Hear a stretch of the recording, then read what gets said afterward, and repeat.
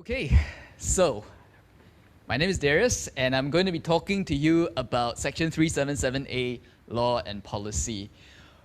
My approach, as you would soon find out, is that I want us to look further, to look wider, to look deeper. So when it comes to the issue of Section 377A, I want us to understand that it's not just a law. There is much more behind the scenes, above it, beyond it, beside it, around it. So let's look further about this particular issue. Now, there are 6 parts to what I'm going to share today, and let's start with some basics about marriage and family. So when it comes to this, let's start with some basic ideas about human nature. What does it mean to be human? And I think that whenever you talk about the LGBT issue, you would always have to go back to some very basic ideas. What does it mean to be human? Who am I? And if you think about it, a human being is heart, soul, mind, and body. We are emotional, we're spiritual, we are intellectual, we're physical. All these are parts of who we are. We are not only our heart, we're not only our body, we're not only our mind, we are all of these things at the same time. Now, when it then comes to marriage, what exactly is marriage? If a human being is heart, soul, mind, and body, how do you connect with somebody at every level of your being? You connect at the level of heart, soul, mind, and body. So that is a very basic and simple understanding of what marriage is. Marriage as a one-flesh union is a union of heart, soul, mind, and body, and that is something that only a man and a woman can have. Moving on from there, you think about the concept of family. And what is the role of marriage and family? Marriage bonds man to woman, fathers to mothers, parents to children, and it secures the right of every child to be raised by a father and a mother. See, not every single married couple has children, but every child has a father and a mother.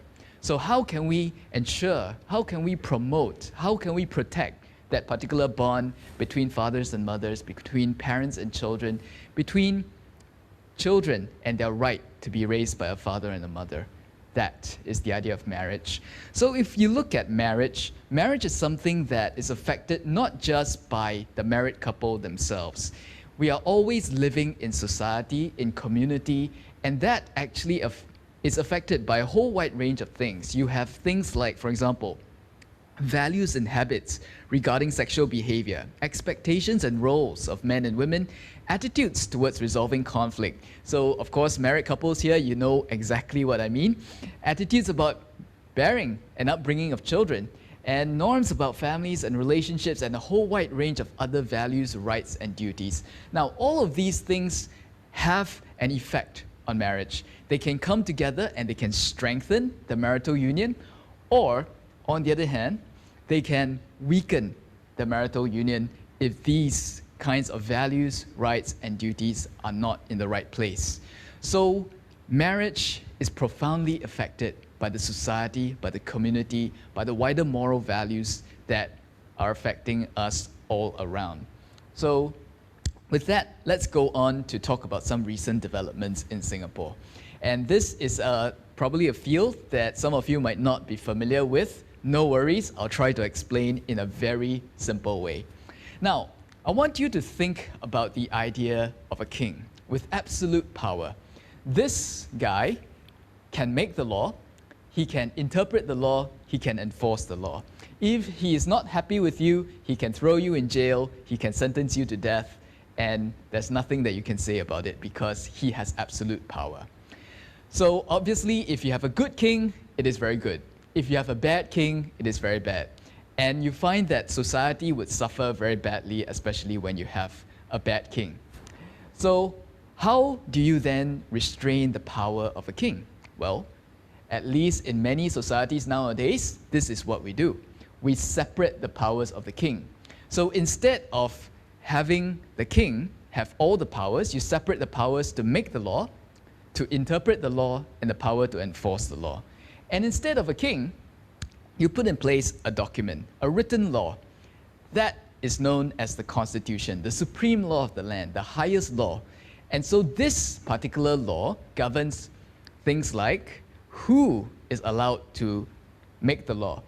And in many societies, Singapore included, you call this the legislature, which is parliament plus the president, and the courts, and then finally the executive. So who's part of the executive? You would think of, let's say, Ministry of Home Affairs, Ministry of Law, Ministry of so-and-so, and so on and so forth. So think about it. What if Parliament then decides to make a law that goes against the Constitution? Remember, the Constitution is the highest law of the land, and it governs the rights and powers and duties of Parliament.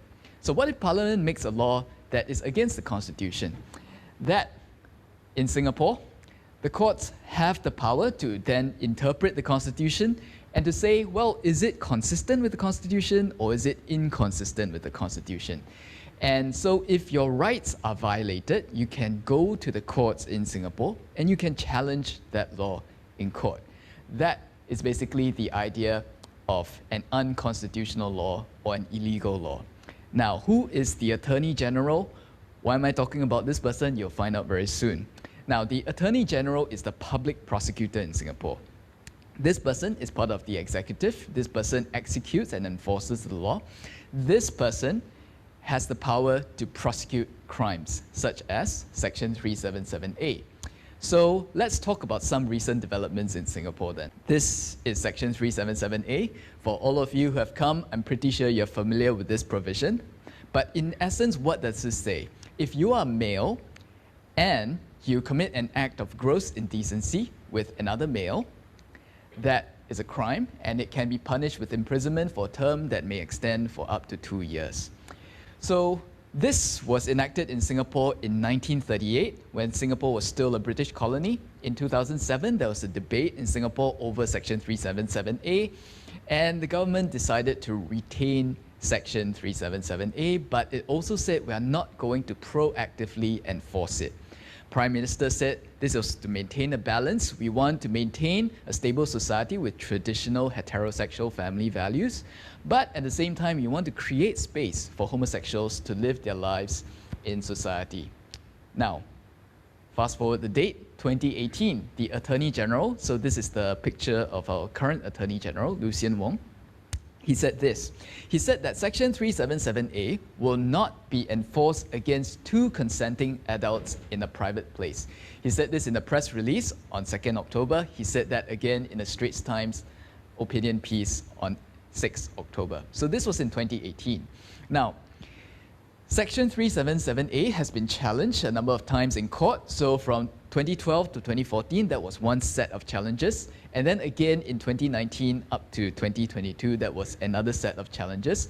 Courts have so far upheld the constitutionality of 377A. In other words, the courts have said, we've checked 377A, we've checked the Constitution, no problem, okay? So, what did the court decide earlier this year, 28th February 2022? So, rewind the clock a little bit. 2018, there was another development. The Supreme Court of India struck down Section 377 of the Indian Penal Code. And so this actually led to a huge round of debates in 2018, and it led to a second round of challenges against 377A in Singapore. 2020, the Singapore High Court dismissed the challenges, and then this was appealed to Singapore's highest court, which is known as the Court of Appeal. Then, on 28th February this year, it delivered its decision. So, what did it decide? Well, it is a rare 5-judge panel. Normally, there are only 3 judges on the Court of Appeal. But this time, there were 5. And they said, we want to uphold what they called the political compromise reflected in the 2007 and 2018 statements. So what was this? The court said that, all right, we have looked at situations around the world, for example, India. And you know, the situation in Singapore is actually quite unique. It's a uniquely Singaporean resolution. The political compromise was this. We will keep 377A to retain its symbolic weight for the conservative majority in Singapore, but we will not proactively enforce it so as to accommodate our homosexual kith and kin. This was language used by the Prime Minister. So the Court of Appeal then looked at certain other developments and said that, all right, in 2018, the Attorney General made certain statements, and so this is what we're going to decide. The Court of Appeal actually decided that the whole of Section 377A is unenforceable until and unless the Attorney General clarifies his position on enforcement. So in other words, what the court said is, Attorney General, what you said is, well, not clear enough. We want you to clarify. So after you clarify, then you can enforce. If you don't clarify, you cannot enforce. That is in essence what was decided. And the court also added one more point. Said that, well, you know, many people like to try to resolve these kinds of issues in court. As a court, we decide win-lose solutions, but actually it's better for Parliament to decide these kinds of matters, because in Parliament they can take into account diverse interests and they can make a suitable compromise on these kinds of issues. So the court then said, right, since Section 377A is not enforceable, we dismiss this case because you are under no threat of prosecution anymore, so you have no basis to bring this case, is dismissed. So that was, in essence, what the court decided this year. So Pink Dot said this in their statement in response to the court's decision. Section 377A's real impact lies in how it perpetuates discrimination across every aspect of life, at home, in schools, in the workplace, in our media, and even access to vital services like healthcare. They are looking to Parliament to deal the final blow to 377A, and they encourage people who are affected to seek LGBTQ affirming mental health professional support. Now, let's go on. Minister Shanmugam, speaking in Parliament, then said that, well, okay, we have looked at this particular decision. Here's our response. Our emphasis is still on gradual evolution, traditional families. But at the same time, we note that people's views have shifted since 2007, and he tried to highlight two sets of considerations. So one set of considerations was about the LGBTQ community. He said that many feel that their experience of being hurt or rejected by their families, friends, schools, and companies is not recognized, indeed often denied. On the other hand, he said that many want to retain the traditional view of marriage as between a man and a woman and the traditional family unit. But at the same time, you see that he said, many amongst this group also support decriminalizing homosexual sex between men. Both these viewpoints are valid and important. With this, you can get a sense of where the government is going, right? The government is currently considering the best way forward. Moving on, he spoke at Focus on the Family, State of the Family event, and there was a question that was asked of Minister Shanmugam. Will there be changes to sexuality education if 377A is repealed? His answer was basically, well, if there are changes to the law, every ministry will have to work through the consequences of that particular repeal. So in essence, you can see that there are potentially certain knock-on effects. Now, all of these was developing very, very quickly, and you can see that in March, there was actually a survey conducted by REACH. This is the government arm which conducts surveys to get public opinion on issues. And this survey cited Minister's remarks on 377A and had various questions, for example, support for LGBT plus community and causes, whether the community is accepted in Singapore, and whether we should keep, repeal, or modify Section 377A. Now, as I said, I want all of us to see wider, to see deeper, to see further. Rewind the clock a little bit to the year 2020. Pink Dot and Uga Chaga, these are LGBT groups in Singapore, they submitted something to the United Nations Human Rights Council, and they asked for a whole wide range of things. As you can see that list over there, they asked for registration of LGBT organizations, allowing assemblies and events, recognizing gender identity without the need for sex reassignment, removal of censorship of LGBT content, prohibit LGBT discriminations in schools, inclusive sexuality education, gender-neutral campus accommodation, protect sexual orientation, gender identity or expression in employment law, recognize same-sex partnerships and marriages conducted in other countries for purposes of housing, and LGBT plus specific programs in social service, healthcare, and mental health sectors. Now, check that against the recent statement that they made about 377A, you can see that many of these fields are also reflected in that statement over there. So what do we need to think about? You remember we looked at Minister Shanmugam's statement in Parliament? I think this is where you do need to think about certain fields that would be of concern. These are things like education, employment, healthcare, the definition of marriage and family, and important to be able to dialogue, not just with government, but potentially with people who disagree with you, right? So, as I said, let's see wider, let's see deeper. You know the image of an iceberg, right? So, small bit above the surface, something very deep beneath.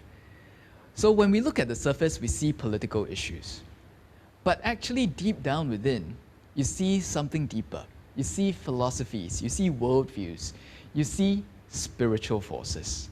So to put it in very plain terms, on the surface you might see Section 377A.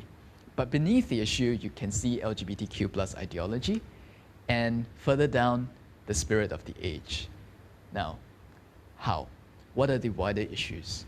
You see that I started today by talking about human nature. And you realize that up to now, you realize I've not cited the Bible at all, right? Why? Because what we see here are effectively contesting views of human nature. Who are we? What are we? What is the relationship between our body and our mind, or spirit, soul, or psyche? What is the relationship between sex and gender? What about the roles of institutions like families, religious communities, and the state? And how should the state mediate between these competing conceptions of the good? So for us as a society, we need to think about these questions. What kind of values do we want our laws and policies to reflect? And for us, think about this. What do activists really ultimately want? Will the repeal of Section 377A, or even the legalization of same-sex marriage, so on and so forth, truly satisfy the activists? Can what they are looking for be found in changes to law and policy, or are they looking for something else? So for that, I turn to the decision in 2015. The US Supreme Court legalized same-sex marriage by a majority of 5-4 on the Supreme Court. And the decision was written by a judge called Justice Anthony Kennedy, who has since stepped down and retired.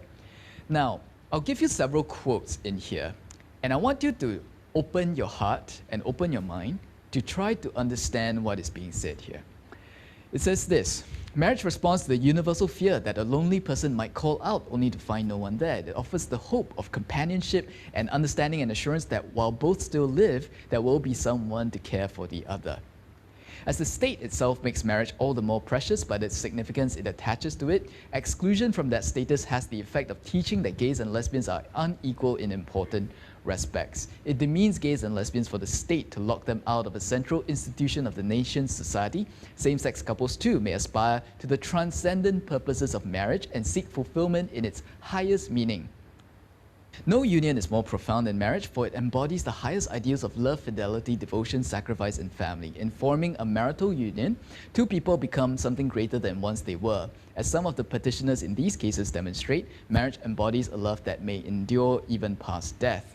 It would misunderstand these men and women to say they disrespect the idea of marriage. Their plea is that they do respect it so deeply that they seek to find its fulfillment for themselves. Their hope is not to be condemned to live in loneliness, excluded from one of civilization's oldest institutions. They ask for equal dignity in the eyes of the law. The Constitution grants them that right. Now, I think there are a lot of statements there that sound very romantic, very attractive, and sound very profound. Some might say that this might even sound almost biblical, but is it? I think you need to ask yourselves these questions deeply. First of all, is it that if you're unmarried, you're condemned to live in loneliness? Is it the government that makes marriage all the more precious? Can you actually think of things other than marriage that embody the highest ideals of love, fidelity, devotion, sacrifice, and family? And why is there talk of things like transcendent purposes and seeking fulfillment in highest meaning? This sounds like philosophy. This sounds like religion even, right? Is this even talking about marriage? What are these people asking for? I want you to open your eyes and see a little bit deeper. Because deep down within, there are these three questions that everybody struggles with. Number one, question of who am I? It is a question of identity and relationships. That's why you realize I started today by talking about human nature. Who are we? About relationships. Why are we here? That's a question about meaning and purpose. How then shall we live? That's about morality, behavior, rights, and duties.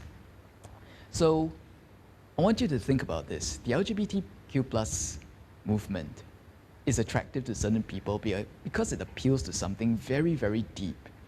There is something called the fear of loneliness. You can see that from the Supreme Court decision. There is a desire to be loved for who I really am. There's a desire, there's a search for greater meaning and purpose beyond oneself. And if you look at what activists are asking for, they behave as if the solution can be found in changes to law, policy, and society. But is that really true? So if we look at it, what this means for us, repeal of 377A will not stop at Section 377A. They've made it very clear. Activists are aiming for transformation of law, policies, and society to be LGBTQ affirming at every single level. LGBTQ plus ideology or activism seeks something. What's that? That's unconditional love and affirmation that cannot be satisfied by changes to law, policies, and society. And so if you think about what your role is and what our role is this. If you are to respond, you cannot only address issues of law, policy, and society. You have to also address something deeper. So it's both and. You address not just law, policies, and society. You address not just deeper issues such as the desire for unconditional love and affirmation. You need to do both. So what can you do? Let's think of some concrete steps. First of all, you need to learn to talk about some of these issues. Deep questions like, who am I? So for example, what does it mean to be human? What does it mean to be a man or a woman? Where do I find my identity and belonging? Am I defined by my sexual orientation or gender identity or something else? Where's my identity? Next, why am I here? Meaning and purpose. What is the good life? And how can I find fulfillment or self-fulfillment? How then shall I live? Behaviors, rights, and duties. How should we relate to others? How can we have a harmonious society amidst differing viewpoints? Next, here are some concrete steps that you can take. Knowing that I'm speaking to gatekeepers, I think this is something that in your field, in your circles, you can take active steps to deal with this. Firstly, actively protect employees from discrimination and bullying on the basis of values and beliefs about marriage, family, sex, and gender. So for example, in your company, there might be something called the DEI policy, right?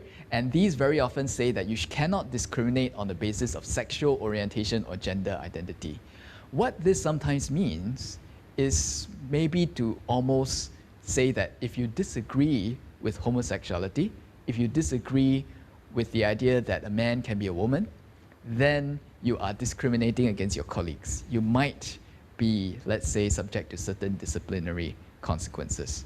Now, what you do need to emphasize in this context is to actively defend the right to have your own values, your own beliefs, whether it's religious, whether it's not religious, whether it's ideological, political, and so on and so forth. Next, promote family-friendly events, policies, marriage and parenting programs, right? So that's something that you can actively do.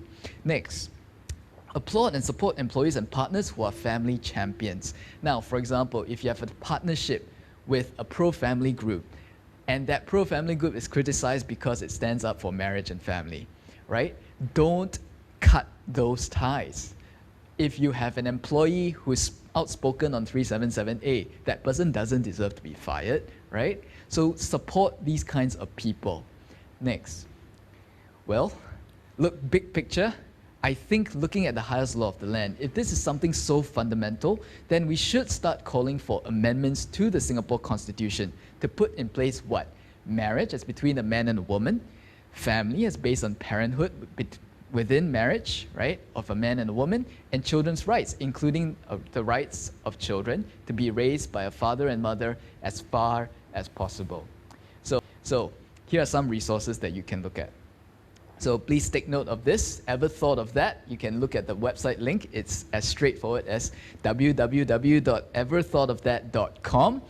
So if you need to find out more about the LGBTQ movement, if you need to understand some of the issues deeper, this is a very good resource. I recommend it. So go there, watch it.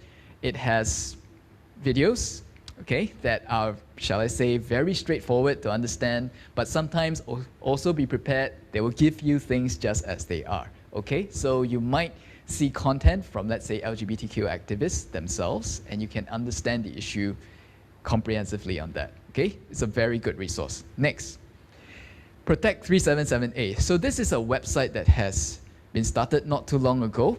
So take down this website, protect377a.sg. So what you can do right now is, can you go on your phone, you can take a photo of this, go on your phone, go to protect377a.sg.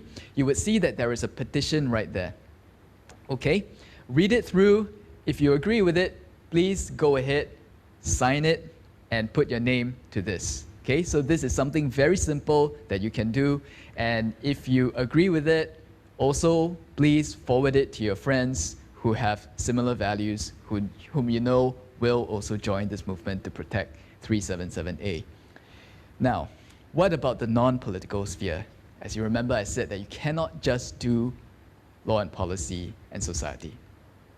Are the solutions only legal, political, or social? What about other spheres of life? So, with that, I come to my conclusion. You see, deep within every human heart, there is a hunger and thirst for unconditional love and affirmation. You know that, I know that. Everyone knows that. Whether you're young, you're old, you identify as LGBTQ, you don't identify, whether you're religious, not religious, whoever you are, wherever you are, as long as you're a human being, you're always asking yourself the question, is there someone who can love me for who I am?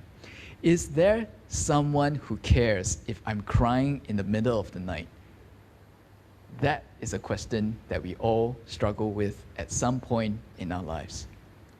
So if you think deeper about this, can law, policy, and society satisfy this kind of need? The answer is probably no. And so I end on a Christian note, right? As Christians, what can we do? Should we be pointing people to somewhere else in terms of love and affirmation? So, in 2015, after the US Supreme Court legalized same-sex marriage, many people changed their profile pictures to a rainbow flag, put this hashtag on Instagram, on Facebook, and things like that, saying, love wins. But I want all of us to think about it as Christians. Don't we know something? Don't we know that love already won? Love already won 2,000 years ago at the cross. And so that desire for unconditional love, for unconditional affirmation, for somebody who loves you just as you are, for somebody who wants the best for you, that is not found in a court. That is not found in a parliament. That's not found by changing laws and policies and everything like that, because what are they, honestly? What you're looking for can only be found at the cross. And at the cross of Jesus Christ, that is where you find your reconciliation. That is where you find that love truly won. So again, I just want to invite all of us here to think about it this way. When you deal with your friends who identify as LGBTQ+, when you're talking to somebody across the table who disagrees with you on this issue completely, what really matters? I think what's really important is not just the issue. The issue is important, but I think we also need to love the person. We need to love that person for who they are. Because if you're just talking to a person thinking you're pushing an agenda, I'm pushing an agenda, you're not going to go anywhere. But how do you really touch someone at the deepest levels, at their hearts, at their minds? That's when you begin to build that relationship. That's when you begin to look at a person for who that person really is. And I think that is the answer. So I hope I've given all of us some handles as to how to move forward. And I think as Christians, again, as I said, you need to do both. You need to speak to the hunger and thirst that is in every human heart. And at the same time, remember the importance of law, policy, and society. God bless.